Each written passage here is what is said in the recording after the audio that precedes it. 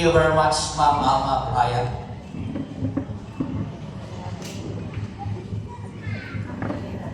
Maayong aga sa tanan. You may now take your seat. Thank you. It is my honor to recognize the presence of distinguished guests. Dr. Feli G. Alarcon, Principal 2 of Granada National High School. Ma'am, good morning. Dr. Lisa Buneri, Principal of Bangkal Integrated School and our confirmation speaker. Ma'am, good morning. Honorable Rexy P. Magallanes, Punong Barangay of Granada. Good morning, Kap. Members of Granada Barangay Council. Honorable Jubilin Iscania, SK Chairperson. Members of Asluman Barangay Council. Mr. Brando G. Rosario, SPTA President. Sir, good morning. Members of the Board of Directors of SPTA, Dr. Ramil M. Ignacio, Cluster Head in charge of Curriculum and Teaching. Mr. Rumid T. Dadivas, Senior High School Coordinator. Advisors of the graduating class, faculty and staff of Granada National High School. And also to my previous teachers, Ma'am Daisy Larios Intila, and also Ma'am Mary Jean Alpes Bonye. Sila nga natuwa na lang na biling akong teachers sige nga eskwelahan. To our proud parents, awardees, graduating class of 2026, good morning. Subong nga adlaw, hindi lang ini celebration sa pagtapos sa inyong academic requirements. This is a celebration sa inyong perseverance, growth, kag courage nga nagadala sa inyo diri subong, dear graduates.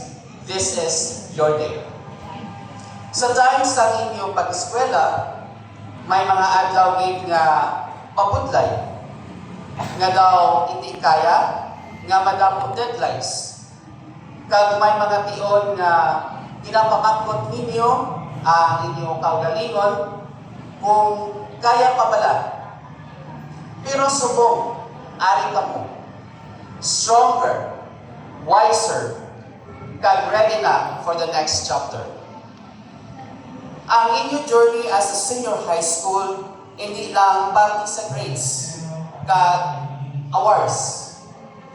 It was about becoming the person you are today. Ang atong theme subong, Filipino graduates prepared to lead with competence and character. Nagpahanumdum sa aton nga ang success, hindi lang base sa knowledge. True success is how you use and what to know kung ano ka tao samtang ginahimo mo ini. Ang competence magahatag sa inyo sa opportunities. Ang inyong skills kag talent magabukas sa inyong pertahan sa inyong mga handog. Pero ang character ninyo ang magapabilin kag mag-guide sa inyo. Ang inyong honesty, humility, kindness, kag resilience amo ang mag-define sa inyong future. Samtang magasulod ka mo sa next chapter, whether college, work, business, may ahagid nga uncertainties. And that's normal. Hindi ninyo dapat hatukan. Growth happens in uncertainty.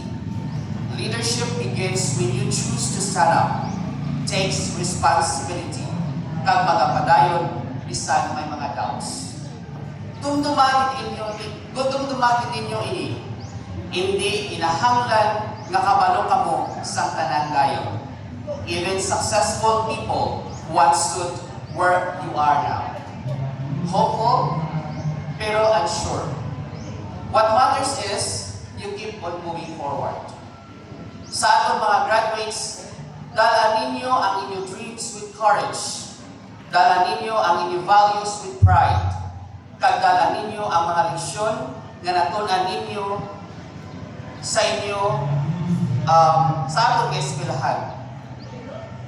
Not just in the classroom, but in life. Kag ang discipline, teamwork, respect, kag perseverance. Sa atong mga proud parents, this success is also yours. Ang inyong sacrifice kag suporta, amo ang nagkulba sa ila.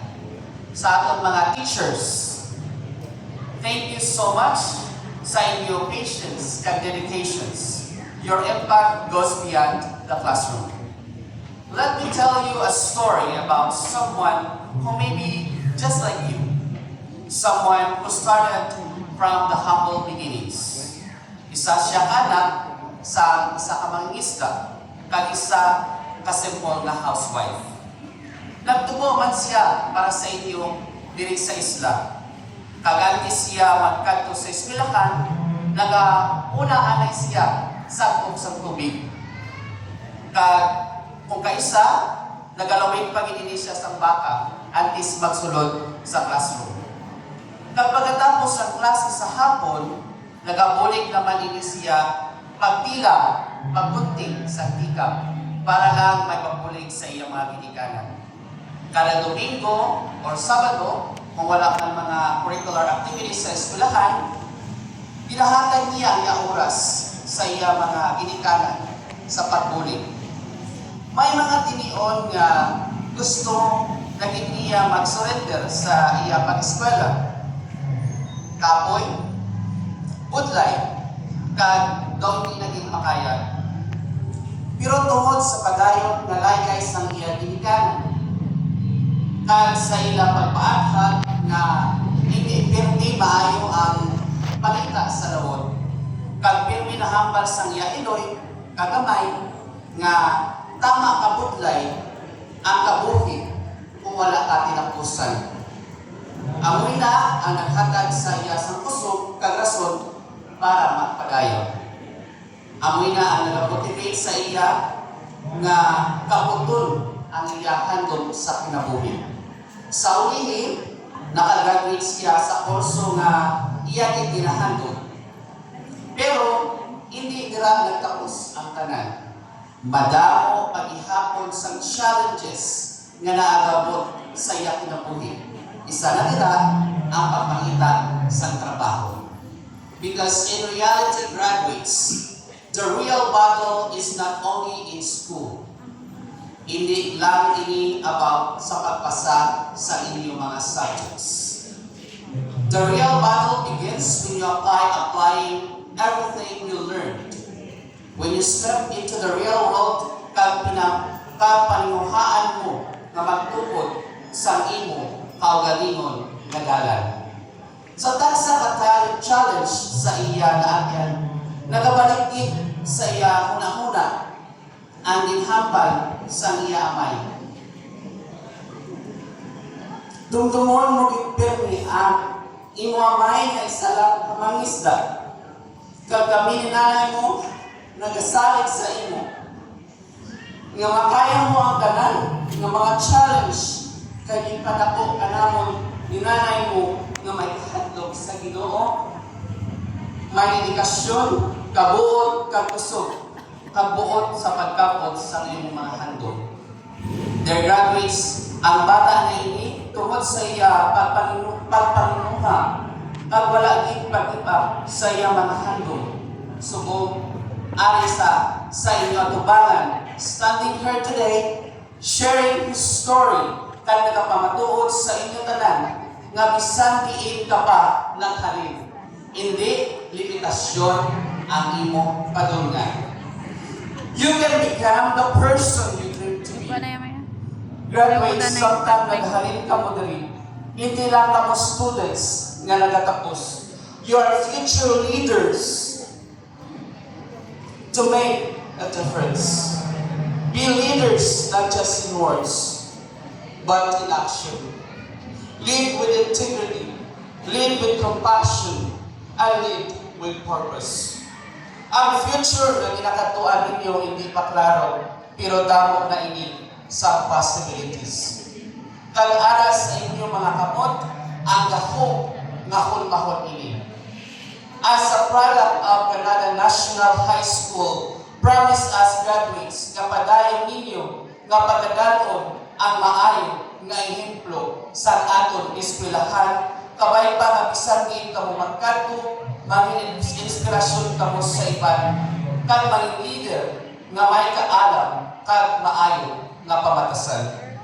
Once again, graduates, congratulations class of 2026. Padayon kamo nga may kumpiyansa kag hindi ninyo paglipatan kung sino kamo kag ano ang inyong ginapanindugan. Madamong inyong salamat kag mabuhay kamo tanan. God bless us all.